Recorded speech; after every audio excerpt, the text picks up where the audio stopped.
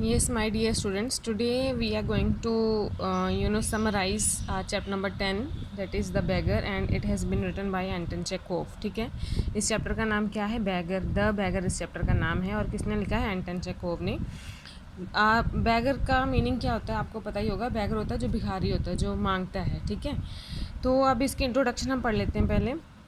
एंटन Chekhov, इसका जो life span है वो 1860 से लेके 1904 तक रहा है. मतलब 1860 में उनका बर्थ हुआ और 1904 में उनका डेथ हुई. Is a great Russian story writer and a dramatist. वो एक ग्रेट स्टोरी राइटर थे, मतलब स्टोरीज़ लिखते थे.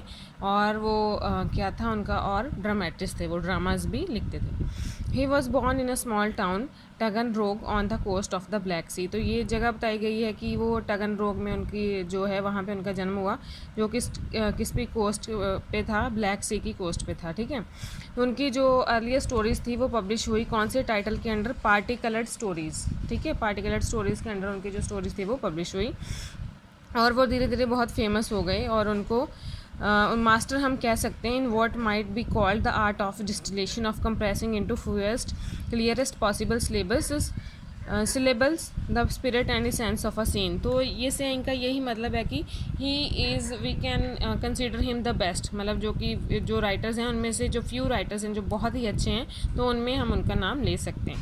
अब जो हमारी स्टोरी है उस पर आ जाते हैं. The beggar by Anton Chekhov brings home the idea that an act of kindness can bring about the real change in the heart of even stubborn person.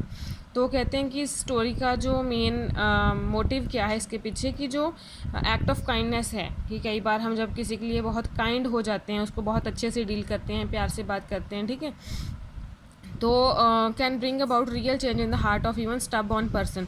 तो जो बहुत मतलब स्टबबॉर्न होता है कि जो अपने आप में चेंज ना करना चाहता, मतलब जिसने फिक्स कर लिया जो माइंड में, जहाँ आप कह लो कि डिसीजन उसने कोई ऐसा ले लिया कि वो बदलने के लिए तैयार ही नहीं होता. लेकिन अगर हम उसको बहुत उसके साथ सहनशीलता से पेश आएँ तो हम उसको मतलब कन्विंस कर सकते हैं कि वो उस डिसीज़न को चेंज करे, जहाँ कोई अच्छा काम करे. तो इस स्टोरी में ऐसा ही है. ठीक है, kind behaviour is what is essential to reform a wrongdoer. कहते हैं कि जो कोई गलत काम कर रहा हो तो अगर हम उसको काइंडली समझाएं, प्यार से समझाएं, तो वो समझ जाता है, तो वो उस चीज़ को इम्प्रूव कर लेता है. In the story Lushkoff earns his livelihood by begging. अब ये जो स्टोरी है, ठीक है, जो बैगर है वो कौन है? हमारा लश्कोफ है. लश्कोफ नाम है, ठीक है, कैरेक्टर है एक हमारा स्टोरी में.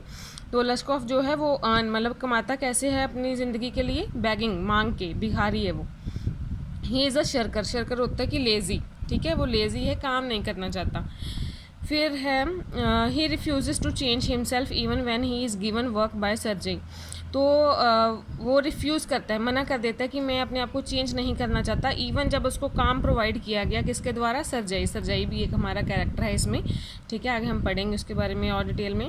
He abandons his way of life only when an old woman Olga shows kindness to him. तो वो क्या करता है? Ceases to support. ठीक है, तो he abandons his way of life, मतलब वो अपना इस तरह का जो उसका जीवन होता है उसको कैसे चेंज करता है? जब ओल्ड वुमन एक जो है, ये भी कैरेक्टर है ओल्गा, ठीक है, तो वो उसकी तरफ बहुत काइंडनेस, मतलब उसको बहुत काइंडली डील करती है, बहुत अच्छे से डील करती है, तब वो अपने आप को चेंज करना शुरू कर देता है. He becomes a writer of documents and begin to start a respectable life. फिर वो क्या बन जाता है? राइटर बन जाता है डॉक्यूमेंट्स का, मतलब लिखना शुरू कर देता है, लिखने का काम शुरू कर देता है. और वो एक अच्छी रिस्पेक्टेबल लाइफ जो है, मतलब जो इज़्ज़त भरी ज़िंदगी वो जीना शुरू कर देता है.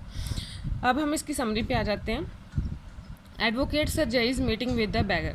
ठीक है, तो जो सरजई है, मैंने ऊपर बताया था आपको कि ये हमारा कैरेक्टर है, उसका वो बाय प्रोफेशन वो क्या है? एडवोकेट है. एडवोकेट आपको पता है ये कौन होते हैं? ठीक है, जो कोर्ट्स वगैरह से, जो लॉ से डील करते हैं. ठीक है, मीटिंग विद द बैगर. तो जब एडवोकेट सरजई की मीटिंग होती है बैगर के साथ, तब क्या होता है? One day advocate Sergei was stopped by a bagger.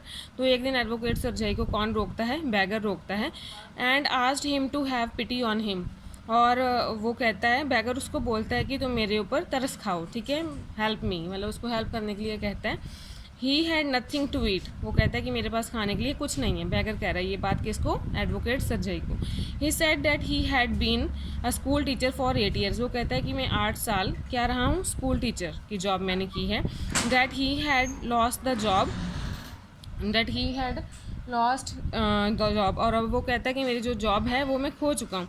सरजई looked at him, तो सरजई उसको देखता है। The beggar was in rags, अब रैग्स क्या होता है, जो फटे पुराने कपड़े होते हैं, तो बैगर की हालत वैसी थी, वो फटे पुराने कपड़ों में था, और उसकी जो आंखें थी वो डल थी और ड्रंकन आइज थी, ऐसे लग रहा था कि उसने ड्रिंक कर रखी है, ठीक है। He had a red spot on इधर चीक, और उसकी जो गाल थे, जो चीक्स थी, उस पर रेड स्पॉट था।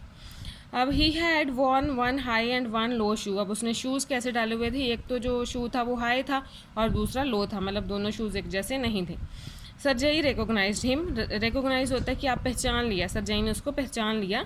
Earlier he had told him that he was student of he was a student, तो पहले उस बैगर ने उसको क्या बताया था कि वो एक स्टूडेंट है, ठीक है, कि वो अभी पढ़ता है। Sergei want him that he would call the police, Sergei उसको फिर जो है वो वॉर्न करता है, उसको कहता है कि मैं भी पुलिस को बुलाऊंगा, क्योंकि तुम पहले तो स्टूडेंट थे, उस दिन तुमने मुझे बोला था कि स्टूडेंट हो, और अब तुम कह रहे हो कि तुम एक टीचर, ठीक है, तुम्हारी जॉब जो है वो स्कूल टीचर की थी। तो जो बैगर है वो एडमिट कर लेता है कि that he had indeed lied to him, तो वो बैगर मान लेता है कि हाँ मैं झूठ बोल रहा था, ठीक है। फिर है offer of a work, offer of a work मतलब कि उसने काम करने के लिए उसको ऑफ़र किया। सरजई आज the beggar if he would come with him and do some work, तो सरजई उसको कहता है बैगर को कि क्या तुम आओगे और मेरे साथ काम करोगे। Beggar unwillingly agree to do so, beggar उसका अंदर से तो मन नहीं था, लेकिन वो फिर भी एग्री हो गया कि चलो ठीक है मैं तुम्हारे अंडर काम करूँगा। He was taken by Sergei to his home, तो सरजई उसको अपने घर पर ले जाता है। Sergei asked his servant Olga to set him to some work, तो सरजई जो है वो उसको कहता है, ओल्गा को बोलता है कि इसको किसी काम पे लगाओ, ठीक है। जो उसकी सर्वेंट होती है ओल्गा, कुक होती है बेसिकली, खाना वगैरह बनाती है सरजई के लिए, तो वो उसको बोलता है कि इसको किसी काम पे लगाओ। The beggar was set to the task of chopping woods, तो बैगर को क्या काम दिया जाता है, वुड्स चॉप करने के लिए दिए जाती हैं कि वो लकड़ियाँ काटा करेगा, ठीक है। फिर है सरजई's फीलिंग ऑफ रिग्रेट, अब सरजई की फीलिंग जो है रिग्रेट की, रिग्रेट मतलब होता है कि आपको बुरा फील होता है कि मैंने ऐसे क्यों किया, तो सरजई को कैसे फीलिंग्स थी रिग्रेट की, हम पढ़ते हैं। Olga gave the beggar an axe to chop the wood, Olga ने उस बैगर को एक्स दी, एक्स एक जो टूल होता है हमारा, जिससे हम कुल्हाड़ी, जिसको आप कहते हैं कुल्हाड़ी होती है, जिससे हम काटते हैं, ठीक है, लकड़ियाँ काटते हैं, तो वो ओल्गा उसको देती है। Beggar put a billet of wood between his feet, तो बैगर जो है वो एक बिलेट हम हिस्सा कह सकते हैं लकड़ी का, उसने कहाँ रखना, अपने पैरों के बीच में रखा, और उसको फीबली होता है कि मतलब उसने ऐसे ही हल्के वे में उसको मारना शुरू किया। अब आप लकड़ी काट रहे हो तो हल्के से तो नहीं कटेगी ना, आपको अपना एनर्जी लगानी पड़ेगी। फीबली होता है कि बहुत वीक तरीके से उसने उस पर मारा, ठीक है, एक्स के साथ हिट किया। द बिलेट फेल डाउन, लेकिन वो जो लकड़ी थी वो गिर गई। सरजई वेंट अवे, सरजई फिर दूर चला गया ये देख के। He realize that he had set a drunken and spoiled man to work in the cold, तो सरजई जब ये देखता है तो उसको लगता है कि मैंने एक जो ड्रंकन मतलब जिसने ड्रिंक करी हुई थी, जिसने मतलब ऐसी ड्रिंक वगैरह पी रखी है, और एक स्पॉइल्ड मैन मतलब जो काम नहीं करना चाहता, मैंने उस इंसान को कोल्ड मतलब इतनी सर्दी में मैंने काम पे लगा दिया, तो उसको उसके लिए बुरा फील होता है कि जब वो विलिंग ही नहीं है, ठीक है, और उसने ड्रिंक करने में वो विलिंग है, तो लेकिन फिर भी मैंने उसको काम पे लगा दिया, तो उसको भी बुरा फील होता है इसके लिए। फिर है वेरियस काइंड्स ऑफ वर्क्स, अब अलग अलग वर्क्स कौन से थे। Sergei gave the beggar Lushkoff many kinds of work, Sergei ने उसको बहुत तरह के काम दिए। He was to cut the wood, उसको क्या करना था, लकड़ियाँ काटनी होती थी। शॉवल स्नो, जैसे स्नो पड़ जाती तो उसको पीछे हटाना होता था स्नो को। Beat dust out of the rugs and mattresses, तो जैसे हमारे गद्दे वगैरह होते हैं, जो कपड़े होते हैं, उनमें से डस्ट बाहर निकालनी होती थी। When Sergei moved into another house, जब सरजई ने दूसरे घर में शिफ्ट किया, लश्कॉफ ने सारी पैकिंग की और वो सारा फर्नीचर वगैरह वो लेके गया वहाँ पे नए घर में। One day Sergei asked him to go to his friend who would give him some कॉपिंग work as he could write, तो सरजई जो है वन डे सरजई एक दिन उसको क्या बोलता है सरजई कि तुम मेरे फ्रेंड के पास जाओ जो तुम्हें कुछ who would give him some कॉपिंग work, कि वो तुम्हें कुछ कॉपी वर्क करने के लिए देगा, क्योंकि तुम लिख सकते हो, तो वो तुम्हें कुछ कॉपी वर्क मतलब कुछ वर्क तुम्हें देख के वो तुम्हें डॉक्यूमेंट्स देगा, उससे तुम्हें कॉपी करना होगा। Sergei was now happy and satisfied, तो सरजई जो था वो बहुत खुश था और सेटिस्फाइड था। Lushkoff went away to see Sergei's friend, तो लश्कॉफ जो है वो चले जाता है किसके पास, सरजई के फ्रेंड के पास, जिसके पास वो बोल रहा था कि अब तुम जाके काम करोगे। फिर है Sergei is meeting with Lushkoff after 2 years। Sergei की फिर मीटिंग होती है जब वो उसके फ्रेंड के घर पे चला जाता है, तो उसके बाद उसकी मीटिंग होती है 2 साल बाद। किससे? लश्कॉफ से। किसकी मीटिंग होती है? एडवोकेट सरजाई की। 2 years पास, अब 2 साल निकल गए।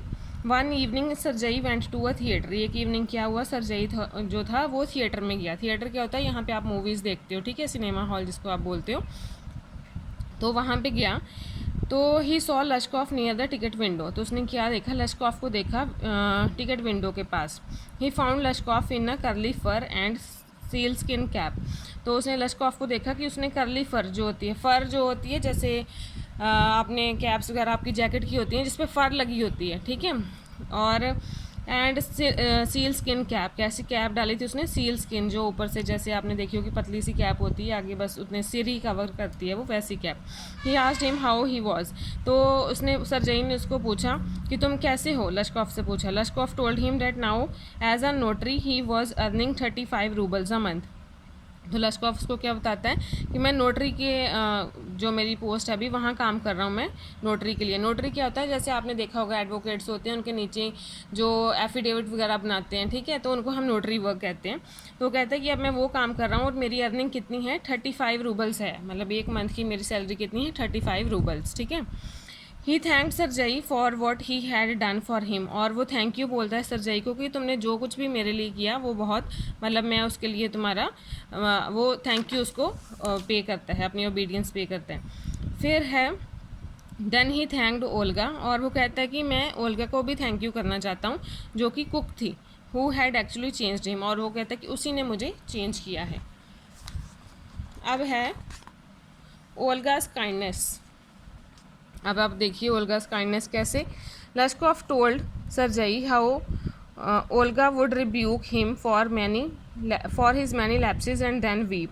तो लश्कॉफ बताता है कि सरजई को, किसको बता रहा है? सरजई को, कि कैसे जो ओल्गा थी वो मुझे रिब्यूक करती थी, मुझे स्कोल्ड मतलब उल्टा सीधा बोलती थी, ठीक है, फॉर हिज मैनी लैप्सेस, क्योंकि मैं अपने काम में बहुत गलतियाँ करता था इसलिए। और फिर एंड देन वी, फिर मैं रोना शुरू कर देता था। She would take pity on me, और उसको फिर मेरे ऊपर दया आ जाती थी, तरस खा लेती थी वो। It was she who use to cut wood for him. वो कहता है कि मेरे लिए लकड़ियाँ कौन काटता था? ओल्गा लकड़ियाँ काटती थी। Sergei was astonished to learn that Lushkoff did not actually chop a single stick of wood for him. तो सरजई जो है वो उसको क्या रियलाइज़ होता है? एस्टोनिश हो जाता है, एकदम से बहुत हैरान हो जाता है कि अच्छा लश्कॉफ तो लकड़ियाँ काटता ही नहीं था, बल्कि लकड़ियाँ उसके लिए कौन काटती थी? ओल्गा काटती थी, और उसने एक भी सिंगल वुड भी चॉप उसने नहीं की। It was due to Olga's kindness that Lushkoff change himself. और ये क्यों हुआ, मतलब लश्कॉफ ने इतना अपने आप को क्यों चेंज किया? इसलिए क्योंकि ओल्गा की काइंडनेस के कारण, क्योंकि ओल्गा उसके लिए बहुत काइंड थी, ठीक है, बहुत हेल्पफुल थी, इसलिए। लश्कॉफ said he would not forget Olga. तो लश्कॉफ क्या कहता है कि मैं कभी भी ओल्गा को नहीं भूलूंगा। He then added that it was time to go in to the theatre as the bell had rung. तो देन क्या कहता है? He then added that it was time to go. वो कहता है कि अब हमारा थिएटर में जाने का टाइम हो गया है क्योंकि जो बेल है वो लग गई। He bowed and departed to the gallery. तो वो झुकता है और गैलरी की तरफ चले जाता है। So this is all, I think you all have must have understood. Thank